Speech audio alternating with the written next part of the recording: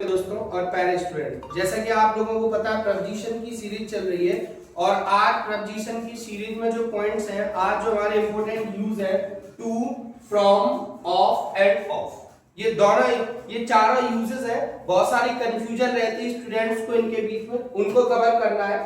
To का use जो बहुत ज्यादा इंपॉर्टेंट है हमारे क्लास के लिए, किसी प्लेस की ओर के सेंस में, किसी प्लेस की ओर जा रहे हो उसके सेंस में टू। हम छोटे से पढ़ते आए गो के साथ टू का यूज करते हो। गो की कोई सी भी फॉर्म हो, गो हो, वेंट हो, गॉन हो, गोइंग हो, है ना, गोज हो, अब कभी भी मिल जाए तो इसका मतलब है किसी प्लेस की ओर जा रहे होंगे, और किसी प्लेस की ओर जा रहे होंगे तो हम किसका यूज करेंगे?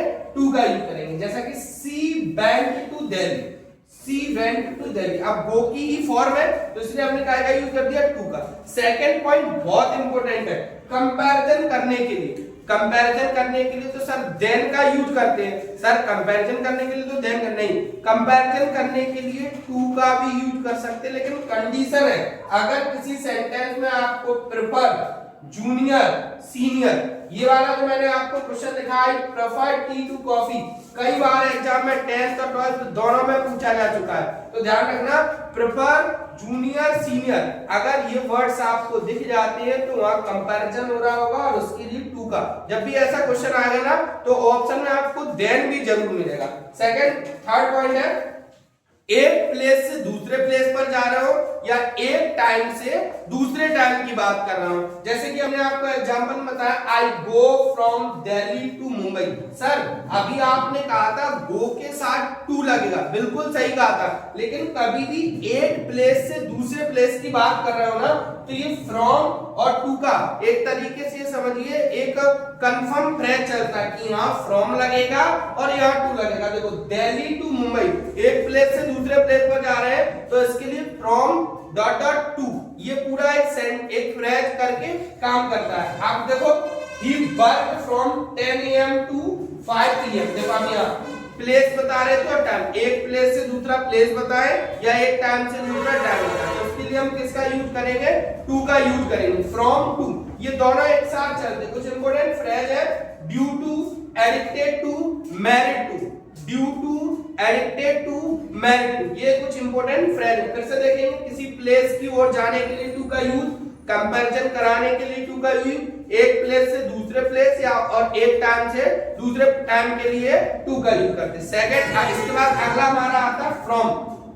फ्रॉम का यूज किसी, देखो फ्रॉम का पहला यूज और ओ डबल एफ ऑफ का पहला यूज, इसमें हमेशा कंफ्यूजन रहती है, मैं आपको क्लियर कर दूं।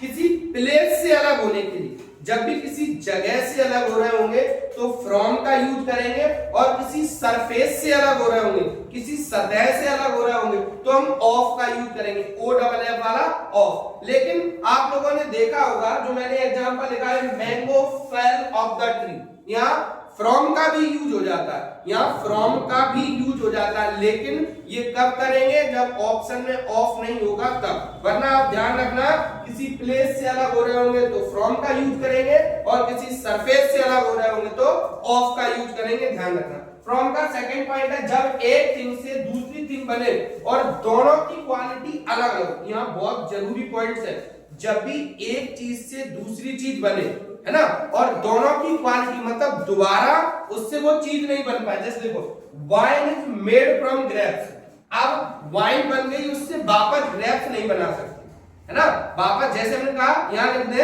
एक हम एग्जांपल आपको लिखकर बनाते हैं, table is made dot dot would, इनकी जो टेबल है वो लकड़ी से बनती है, लेकिन अगर हम टेबल को तोड़ दें तो वापस से लकड़ी बनाई जा सकती है, तो इसलिए यहाँ ऑफ, मतलब जब अलग अलग उससे वापस से वो चीज नहीं बनाई जा सके तो हम फ्रॉम का यूज करते हैं, और बनाई जा सके तो हम किसका यूज करते हैं? ऑफ का यूज करते हैं। ये ध्यान रखना, बहुत इंपॉर्टेंट पॉइंट है, यहाँ अक्सर कंफ्यूज होते हैं सभी।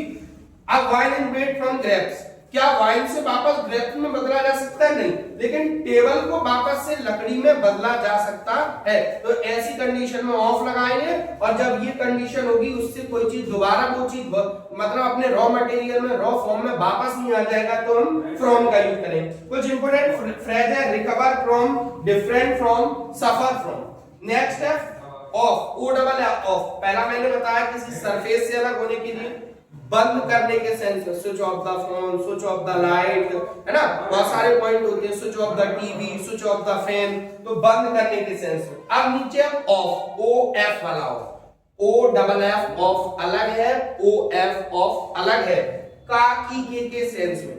अब इसमें हम ये भी बोल देते हैं कि जब भी किसी चीज पर हमारा किसी चीज से रिलेशन या संबंध हो तो उसके लिए भी हम ऑफ का यूज करते हैं, और जब भी का की के का सेंस निकलेगा ना तो ऑटोमेटिक उसमें रिलेशन या संबंध आना ही आना, कुछ भी हो जाए। कैसे, देखिए, the book of English is very costly, यानी कि इंग्लिश की किताब, अब भैया इंग्लिश की किताब है तो आपस में दोनों का पोजीशन हुआ, तो the book of English is very costly, तो इसके लिए हमने काय का यूज कर दिया, ऑफ का। जब भी का की के का सेंस निकलेगा तो ऑफ का यूज कंफर्म है, लगना ही लगना है ना। नेक्स्ट पॉइंट है जो कि आप लोगों के लिए बहुत ज्यादा जरूरी है, एमपी बोर्ड के लिए, क्लास 10th और 12th के लिए ऑफ का ये वाला पॉइंट कई बार इससे क्वेश्चन पूछे जा चुके हैं, कई बार। डिजीज नेम, बीमारियों के नाम के पहले ऑफ का यूज करते हैं, कोई भी बीमारी, he died of cancer, he died of cancer, बीमारी का नाम जब भी आएगा ऑफ का यूज करेंगे, ध्यान रखना। अब इसमें क्या होता है चीजें कि एक वर्ड और आता है सफरिंग, यहां मैंने फ्रॉम में नहीं लिखा होगा, सफरिंग, सफरिंग, सफर वर्ड लिख दिया, उसी में आईएनजी फॉर्म लगा दिया मैंने, सफरिंग फ्रॉम। कभी भी सफरिंग वर्ड आ जाए और डॉट डॉट करके बीमारी का नाम आ जाए तो ऑफ मत लगा देना, ध्यान रखना, फिर फ्रॉम ही लगेगा। मतलब सफरिंग वर्ड आया है, सफर वर्ड आया, मैंने लिखा भी है यहाँ पर, फ्रॉम का ही यूज होगा, ना कि ऑफ का यूज होगा। अगर आप में इनमें से किसी को भी दिक्कत है तो आप कमेंट करके मुझे बताइए, और ये स्टूडेंटों तक ज्यादा से ज्यादा पहुंचाइए, क्योंकि एग्जाम पास में आ रहे हैं जिससे उन्हें समझने में आसानी हो। जय श्री राम मेरे दोस्त।